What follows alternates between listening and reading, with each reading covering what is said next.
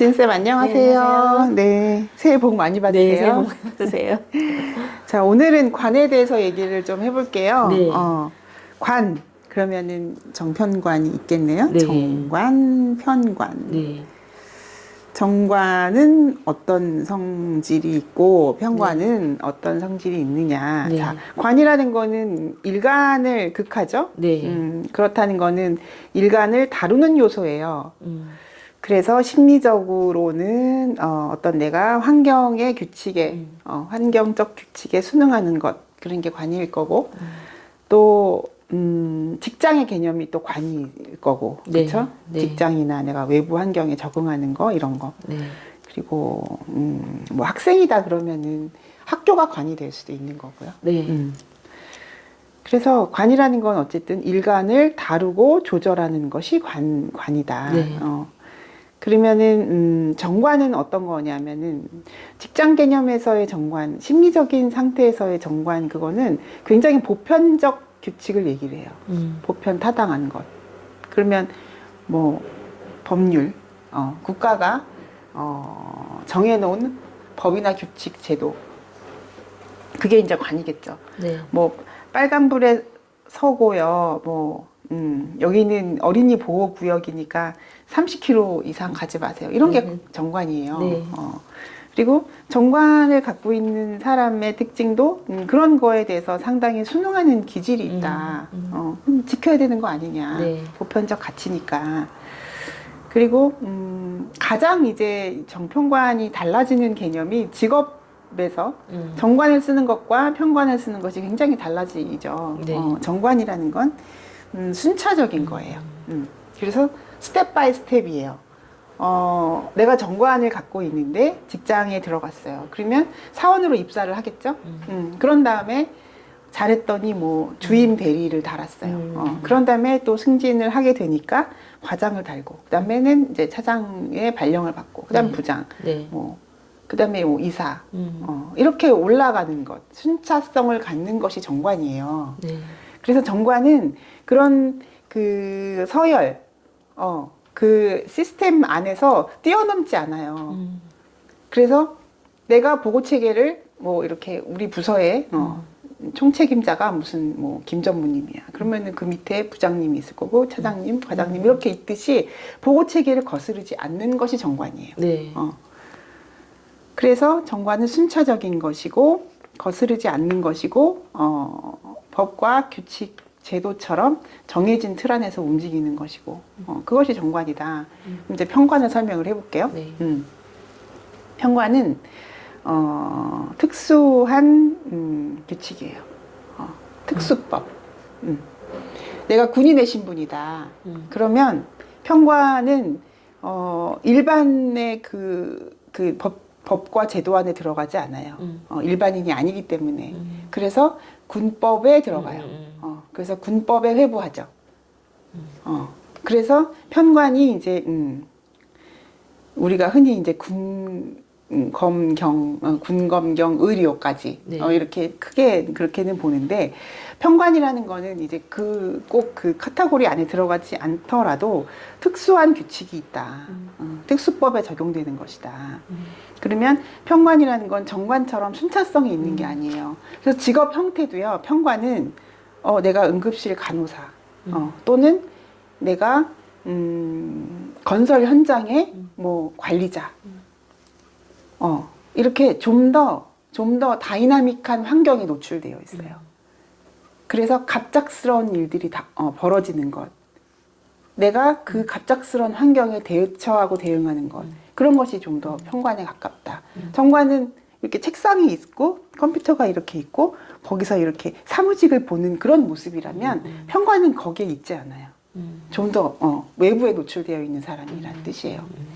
그리고 편관은 순차성을 얘기하기보다는 굉장히 다이렉트한 그런 모습이에요. 내가 건설 현장에서 이렇게 막 이렇게 농무직을 하시는 분들을 다루는 관리자다. 만약에 내가 편관을 쓰고 있는데, 그러면은 어느 날 뭐 그 기업의 회장님이 지나가다가 직접 물어보는 거예요. 이 현장 어떠냐, 문제가 있느냐, 어떠한 부족한 점이 있느냐. 그럼 바로 보고하는 거예요. 내 현장 관리자니까. 아, 이런 게 좀 문제가 있습니다. 이거는 좀 우리가 시한대로 진행되고 있습니다라든지 그렇게 보고 체계를 뛰어넘을 수 있는 그런 직업군. 그렇죠. 내가 국회의원 이런 것도 그렇죠. 평관. 평관. 그래서 그 정평관의 차이를 조금 느껴보시면 좋을 것 같아요. 근데 흔히 이제 평가는 또 살이라고 그러기도 해서 사람들이 좀 꺼려하는 경우도 있잖아요. 왜냐면은 네. 갑작스러운 일이 들이닥치니까 어느 날 내가 응급실 닥터인데 어느 날 갑자기 위급한 환자가 들어올 수도 있는 거고 그러면 내가 그때마다 어떻게 대처하느냐에 따라서 생사가 갈릴 수도 있는 거잖아요. 생사 여탈권.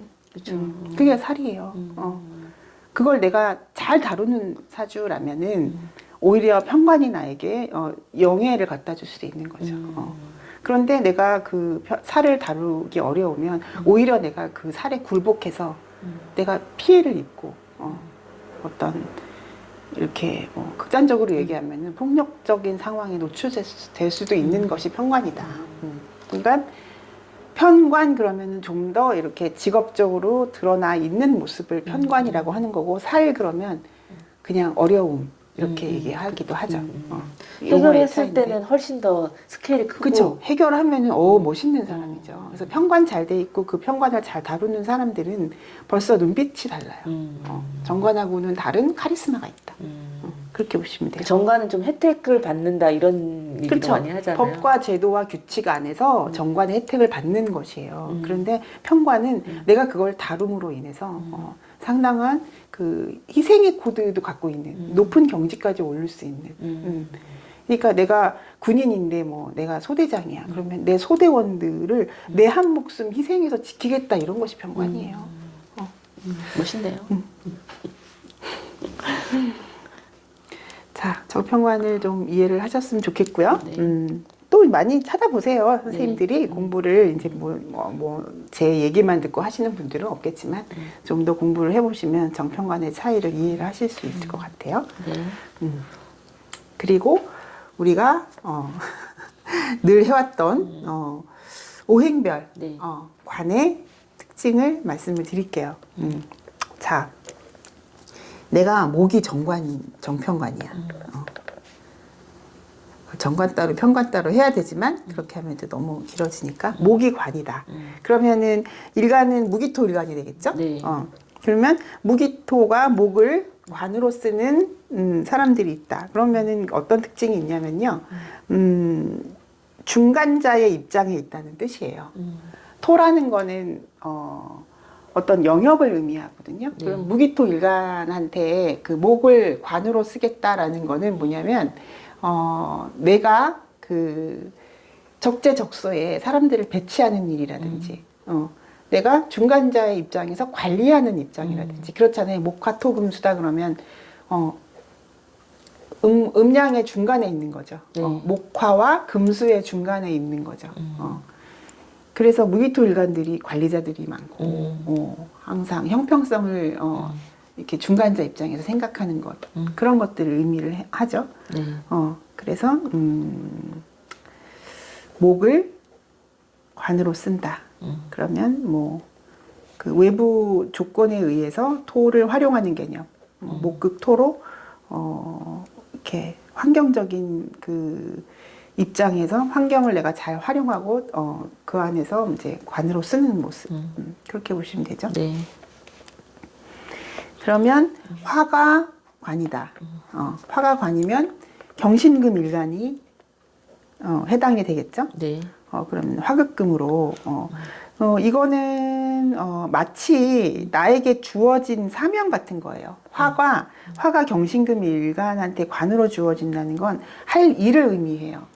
그래서 마치 재와도 같은 느낌이에요. 사실 금일간한테 재는 물론 당연히 목이겠지만 화라는 건 그 목화로 그 펼쳐진 세상에 금이 개입하는 거거든요. 네. 그래서 그 사람의 역할이에요. 화라는 건. 그래서 화가 없는 그 경신금 일간들은 화가 들어오기 전까지, 화가 운에서 오기 전까지는 저는 뭐 하는 사람인지 모르겠어요.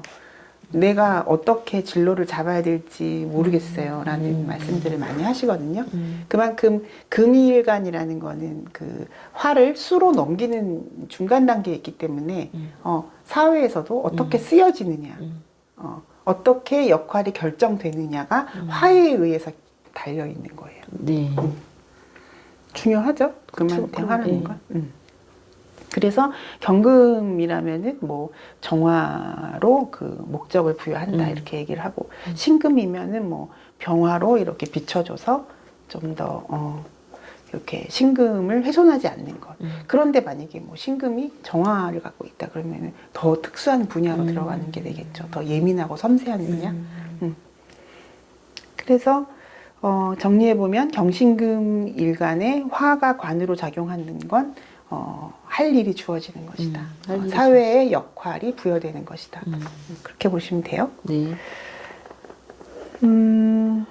토가 토가관이다. 그러면 임계수 일간이 되겠네요. 네. 수일간들. 임계수 일간한테의 토가 관으로 작용하는 거는 그 흐름을 막는 게 되죠.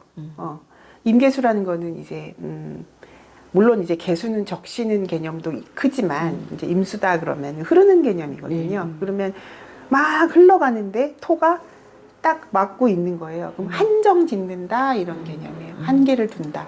그러면 당신은 요 안에서 능력을 발휘하세요라는 개념인 거예요. 토국수라는 건. 토국수가 된 명들 보면은 이게 자산 규모가 다 상당해요. 제대로 이제 이렇게 흐름을 막는 이렇게 딱 되면은 이렇게 보기에는 굉장히 검소한 사람인 것처럼 보이죠. 뭐 이렇게 슬리퍼 이렇게 끌고 이렇게 추리닝 입고 이렇게 가시는 모습이에요. 근데 그런 분들 중에 은근히 임대업자 건물주들이 많고요. 그래서 토국수가 또 그런 좋은 점도 있네요. 자산 관리를 하시는 분들, 네. 수의 흐름을 막아서 쓰는 거니까. 어쨌든 임계수 일간한테 토가 관이라는 거는 각 이렇게 뭐 임수의 뭐 무기토가 어떻게 작용할지, 계수의 무기토가 어떻게 작용할지는 이제 다 디테일하게 들어가야 되겠지만 역시 토라는 영역을 내가 쓰는 거가 되는 거예요.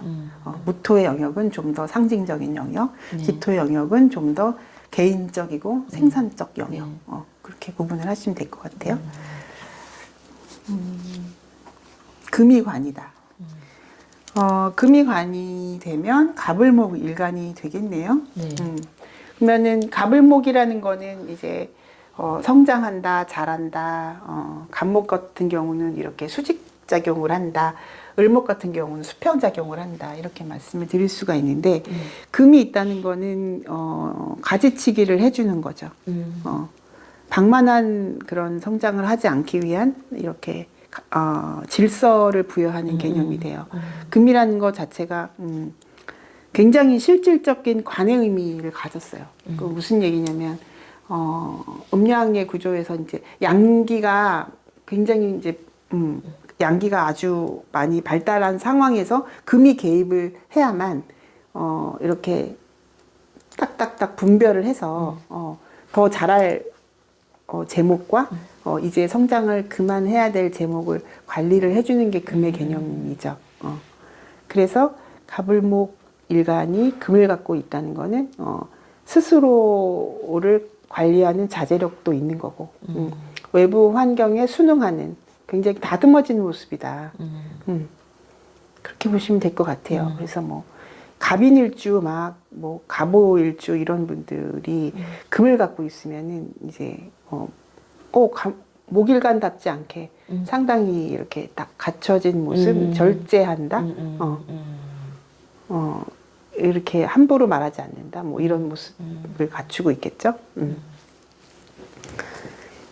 굉장히 뭐 예의 발라 보이더라고요. 아. 금의 계절에 태어난 가불목들 보니까. 자, 마지막. 수일간이 수관. 관을 가졌다라는 거는 병정화 일간들을 얘기를 하겠네요. 수국화하니까. 네. 병정화 일간들한테 그 작용하는 수의 개념은 서로 이렇게 수화 기제라 그래서 서로 비춰주고 있는 모습이에요. 그래서 내가 화야. 그러면 화가 왜 화예요? 수가 비춰주고 있기 때문에 화인 거죠. 수도 마찬가지겠지만. 그래서 중요해요. 화일간이 수를 갖고 있다라는 거는 자기 확인도 되는 거고 나에 대한 어떤 개념을 나라는 사람은 이런 사람이야 라고 이제 개념을 하나하나 쌓아가는 모습, 내 길을 잘 닦아가는 모습, 그것이 수를 본 병정화 일간이에요. 그래서 뭐 관이라는 것 자체가 그렇지만 외부 환경에 잘 적응을 해서 사회가 요구하는 내 모습을 들여다보는 모습인 거거든요. 그러면 없다, 만약에 관이 없다 그러면은 그렇게 사회의 개념 안에서의 내 모습보다는 좀 더 나의 개인적인 모습을 더 발전시키려고 하는 모습이 더 크겠죠. 그래서 병정화 일간이 수가 있으면은 어느 분야에 내가 속해 있느냐, 또는 그 외부 환경에 내가 어떻게 적응하느냐, 이런 개념이 잘 돼 있다는 뜻이에요. 그래서 수와 화의 그 모습은 서로를 비춰주고 있는 모습이기 때문에 굉장히 뭐 가치 있는 일이겠죠. 나의 가치를 드러내다라는 뜻이에요. 화가 수가 있다는 것. 더 잘 보이게. 그렇죠. 그리고 뭐 수한테 화도 마찬가지죠. 내 가치를 드러내는 모습이다. 그렇게 보시면 되겠네요. 그럼 오늘 관에 대해서 여기까지 말씀드릴까요? 네. 네, 감사합니다.